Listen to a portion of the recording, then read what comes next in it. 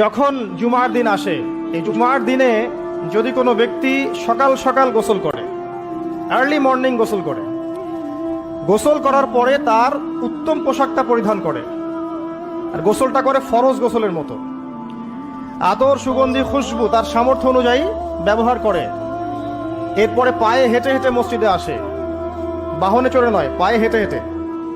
যদি আপনি অনেক দূরে থাকেন সেটা আলাদা কথা।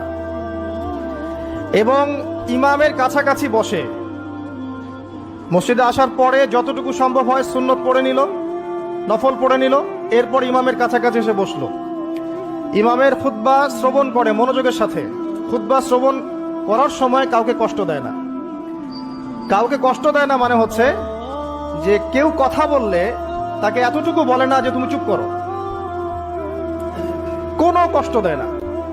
ইমামের খুতবা শ্রবণ করে, নামাজ